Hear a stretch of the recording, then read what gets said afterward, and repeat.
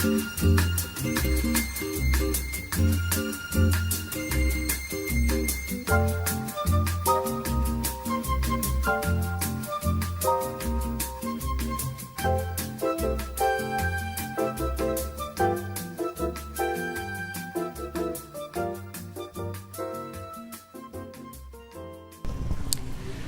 to Brasilia. Founded on April 21st, 1960, the highly modern capital of Brazil was designed by the infamous architects Oscar Niemeyer, Lúcio Costa, and Roberto Burle Marx during the presidency of Juscelino Kubitschek. The Cathedral of Brasilia, also known as the Catedral Metropolitana Nossa Senhora Aparecida, is a beautiful cathedral designed by Oscar Niemeyer. It is composed of 3 monuments that represent the crucifixion of Christ.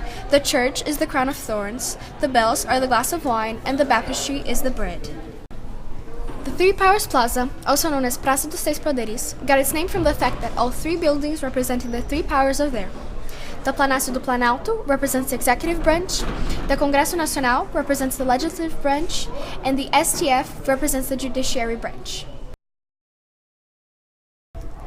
The Chamber of Deputies, or a Câmara dos Deputados, is a federal legislative body and the lower house of the National Congress of Brazil. There are 513 deputies that serve for 4 years. The current president of the lower house is Rodrigo Maia. The Senado, or the Senate, is the upper house of the National Congress in Brazil, and it was created by the first constitution of the Brazilian Empire in 1824.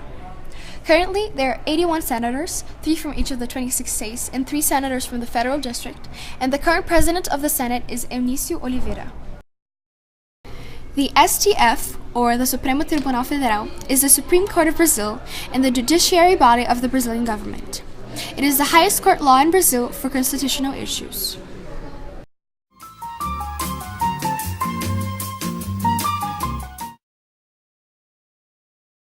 Ceilândia is a satellite city that originated from a water catcher box created by Hélio Patres de Silveira, the governor of DF around 11 years after the foundation of Brasilia. Although regular settlements near Brasilia were demanded to be eradicated, Ceilândia kept on growing.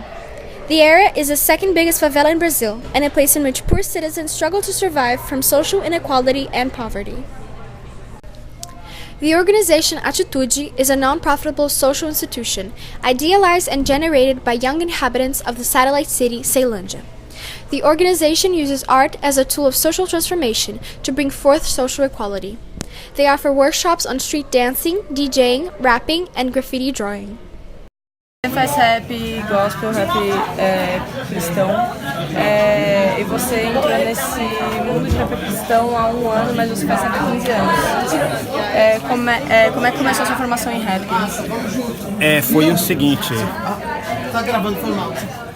o seguinte, eu fazia rap, letras, que talvez fizesse com que os jovens da minha comunidade que conviviam comigo, talvez tivessem atitudes que não agradavam a Deus. Talvez incentivando que aquele jovem tivesse um ato impensado e fizesse algo mal a alguém à sociedade, incentivando o uso de droga, de violência ou de algo que não agradasse nem a Deus, nem tampouco a mim ou a minha família.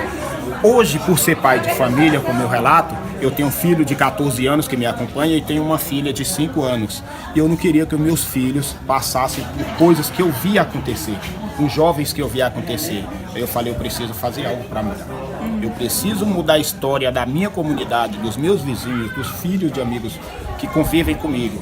E Deus tocou no meu coração para fazer letras que mudem a história desses jovens, que tragam coisas boas para esses jovens.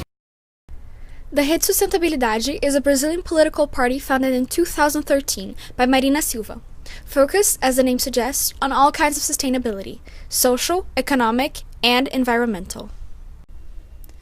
The party defines itself as an association of citizens who want to overcome the monopolium of some parties in the political representation, improve the quality of Brazil's democracy, and act politically such that all decisions made by the government lead to the fair and sustainable development of the nation. Its ideals are to revolutionize politics in Brazil and to create a more sustainable and equal society for all. As to where the party stands when it comes to political sides, the founder declared that it would not be neither right nor left, but rather ahead. Born in São Paulo, Lucas Brandão is part of the Rede Sustentabilidade and, while at Brasilia, gave us a talk on the Rede's ideals and his own political career. The USP's social science major now works at the Chamber of Deputies as a parliamentary assistant. Born in a simple family in Paraná, Aliel Machado became councilman at the age of 23, and later the youngest president of the chamber ever. In 2014, decided to run for deputy and became the youngest to ever be elected. In Brasilia, he talked to us about the Children and Teenagers Statute, gun laws, and the reduction of penal age. Born and raised in São Vicente, Caio Amado is a Brazilian politician, graduated in public policy management, and specialized in political science. Last year, he ran for mayor in São Vicente as part of the Rede Sustentabilidade, but did not win. While at Brasilia, Amado talked to us about his political journey and the importance of being political citizens. While walking through the city, we stumbled across a memorial for Juan Galdino Jesus dos Santos, a Brazilian indigenous leader who was brutally murdered while asleep at a plaza in Brasilia. To talk about the matter and the moral and social implications of it in our society, we interviewed Mr. Han. So I don't know details of it, but from what I know, I think it happened in the 90s, 97, I think. So there was a conference for Native Indians, and this individual, Galdino, at night, he didn't have a place to stay. So all the albergues were closed by the day. They were full, so he did not have a place to go. So what he did, he went to this public space, to the park, and he found this shelter, and he decided to sleep. But on the same night, two guys came with gasoline, and they threw it on his body, sleeping. They put fire on him, and he died. So today, when we go there, we actually see the place where he was sleeping, and also there's a memorial for him. And I think it's interesting to see that the impact of that. Personally, when we went there, we talked a little bit about how we felt about being there. What was your personal idea that you got from there? How did you feel being there? Well, I think the initial feeling when you go there is of disgust, of injustice, how people can treat other people, other humans in that way. There's this animal side of us.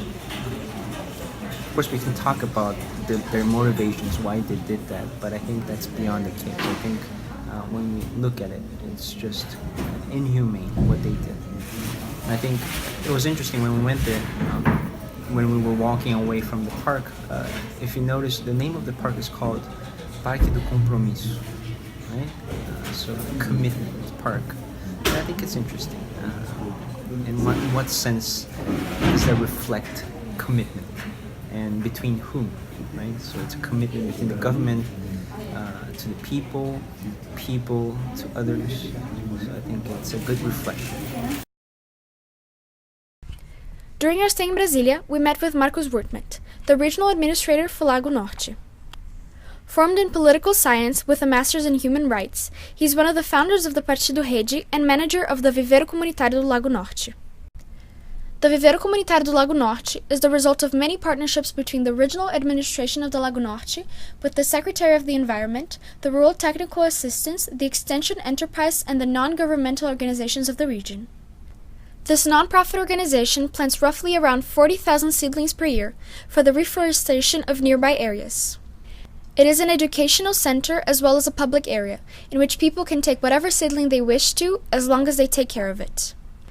The Viveiro lives solely on the various partnerships they have and the donations they receive by the locals, for its goal is to teach everyone the importance of nature in our lives and how it affects us, and not to get money.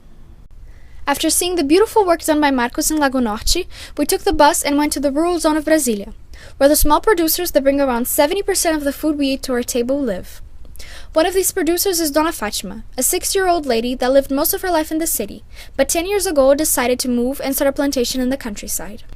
After years of struggle, she now has a 2-kilometer plantation and, together with her husband, makes and sells food on the local markets out of the things planted, all 100% organic. A gente produz nesses 2.000 metros, porque como se a gente tivesse 2 hectares de terra. Tem pessoas que têm 2, 3 hectares de terra e não produz nada. E a gente consegue produzir nesses 2.000 metros muita coisa. E é uma coisa boa, é uma coisa gratificante a gente trabalhar com esse tipo de coisa, com a natureza. É uma coisa que eu me apaixonei. Sou apaixonada e não tenho mais vontade de voltar para a cidade.